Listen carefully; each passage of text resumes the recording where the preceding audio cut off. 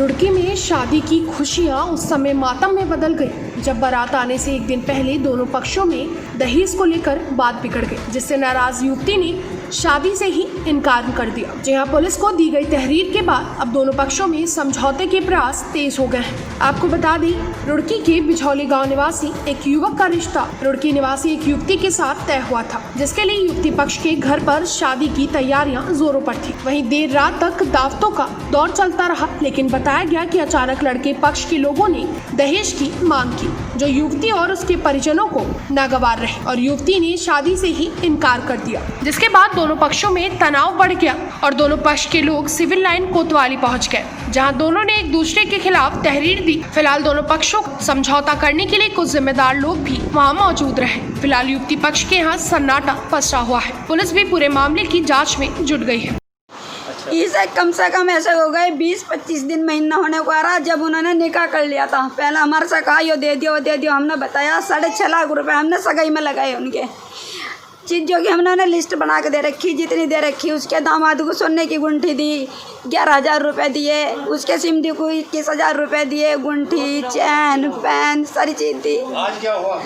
आज ये हुआ, उन्होंने शरत दहेज ले जाने के बाद जो भी सामान दे दिया। 20 लाख रुपये मांगे, क्रेटा गाड़ी दे दो, नहीं तो मुझे 20 लाख रुपये दे दो, मैं सारा बराबर कर लूँगा। बारात लेकर आ रहा था 11 बजे, उनके गाँव में पता करो तैयारी थी सारी। जब उन्हें 20 लाख रुपए के मने हो गए मारे पे बढ़ने के नहीं, उन्होंने अपनी गाड़ी में वापस भेजी, बारात लेके नहीं आया। तो अब क्या कार्रवाई कर रहे हैं आप? भाई क्या कर रहे हैं हमें पता भी नहीं चल रहा। हम कह रहे हैं हम क्या कर रहे हैं। पुलिस को तहरीर दोगे उनके खिलाफ? हाँ देंगे। हम क्या कर रहे हैं, हमारी बच्ची के साथ में इस तरह कर रहा। हमें तो इस बारे में कुछ पता भी नहीं भाई। ये बिझौली स्थित एक युवक की शादी यहाँ माहीग्राम निवासी एक युवती से हुई थी। उनका निकाह हो गया था, लेकिन लड़की उन्होंने रवाना नहीं की थी। आज बारात आनी थी, लेकिन कल रात में लड़की के पिता द्वारा बताया गया कि वो दहेज की मांग की जा रही है, जिस कारण से वो लोग शादी तोड़ना चाहते हैं। आज दोनों पक्षों को बुला करके काउंसलिंग कराई गई है। दोनों पक्षों की सहमति से यह तय हुआ है कि जो उनका सामान दोनों पक्षों का है वो वापस करेंगे और इस विवाह को कैंसिल करेंगे। अभी दोनों पक्षों की ओर से लिखापढ़ी चल रही है और अगर कोई बात नहीं बनती तो जो आवश्यक कार्रवाई होगी वो की जाएगी। अभी कोई तहरीर से दे दी गई आपको? अभी दोनों पक्षों द्वारा तहरीर दी गई है और दोनों टीवी इंडिया न्यूज के लिए रियाज कुरैशी की रिपोर्ट, रुड़की, उत्तराखंड।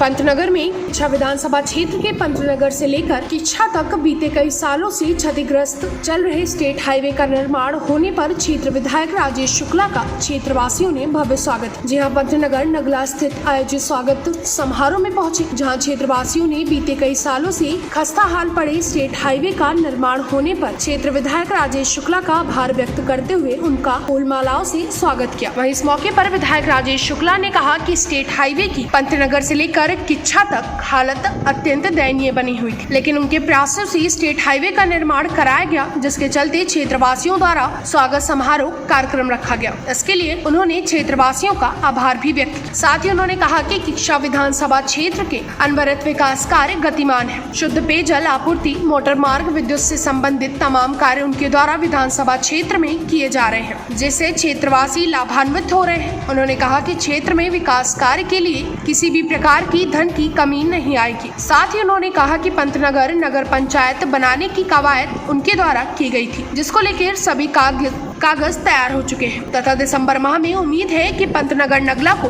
नगर पंचायत का दर्जा मिल सकेगा। साथ ही क्षेत्र के विकास कार्य में तेजी भी आएगी। कहना चाहता हूँ नगला के हमारी सम्मानित जनता को, अपने साथियों को और मीडिया को कि आप सब ने इस ज्वलंत मुद्दे को हमेशा प्रमुखता से उठाया और मुझे ही प्रेरित किया।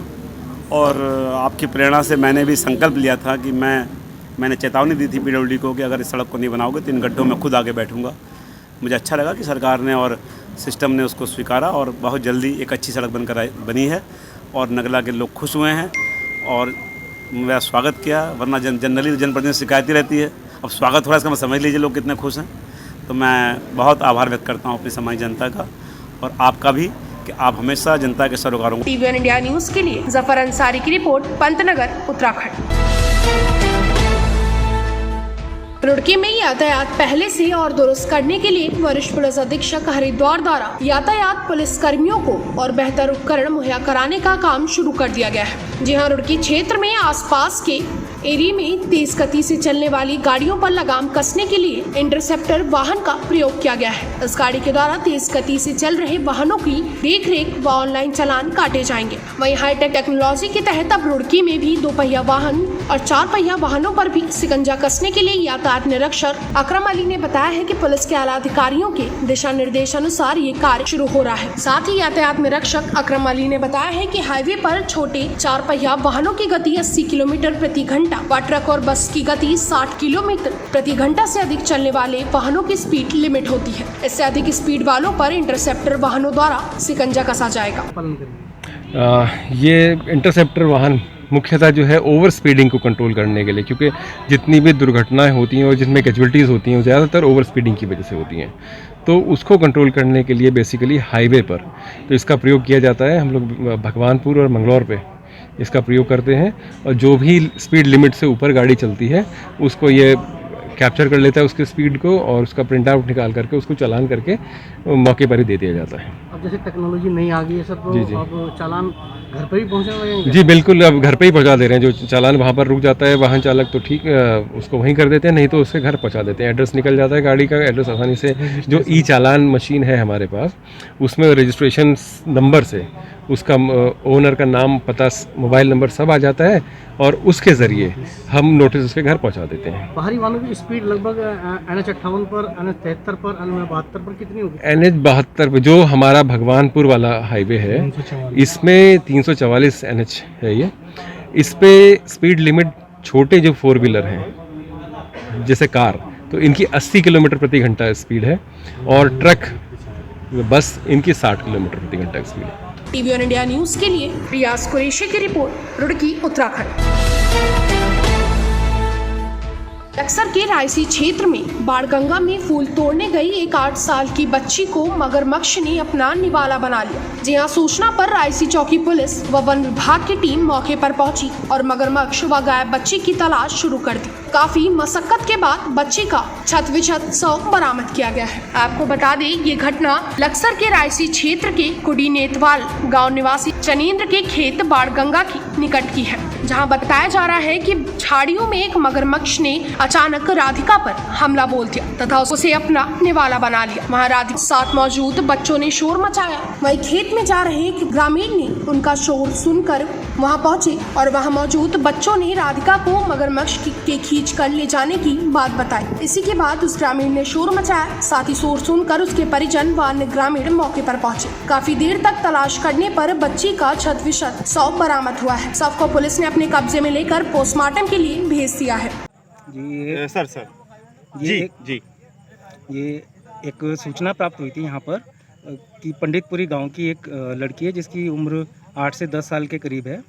उसको मगरमच्छ खींच के पानी में ले गया है और जैसी सूचना प्राप्त हुई हमारी टीम यहाँ पर आई। हमने रेस्क्यू ऑपरेशन जारी किया और थोड़ी देर पश्चात यहाँ पर हमने और भीड़ वगैरह भी इकट्ठी हुई, उसको भी कंट्रोल किया है और मगरमच्छ को ढूंढने के लिए और बालिका को देखने के लिए, उसको सर्च करने के लिए पूरा ऑपरेशन जारी रहा, जिसमें जो लड़की है उसका शव हमें बरामद हो गया है पानी से और मगरमच्छ की तलाश अभी जारी है। मगरमच्छ ने उसको खींचने के बाद छोड़ दिया था पानी में। टीवी ऑन इंडिया न्यूज के लिए नसीम मलिक की रिपोर्ट, रुड़की, उत्तराखंड।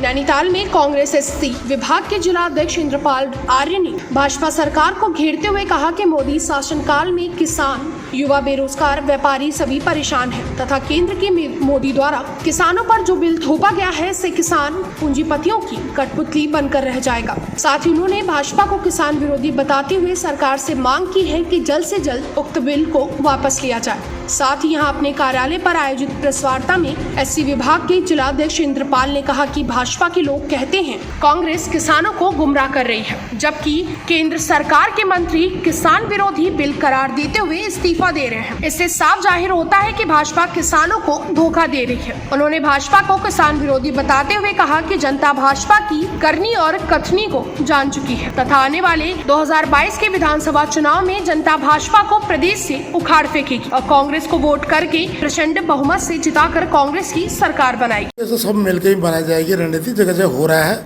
और सारे इस काश्तकार ज़्यादा हैं और काश्तकार को लेकर के, किसानों को लेकर के एक रणनीति बनाई जाएगी। किसी भी तरीके से बिल को नहीं माना जाएगा। टीवी वन इंडिया न्यूज के लिए दीवान सिंह बिष्ट की रिपोर्ट, लाल कुआं, उत्तराखंड।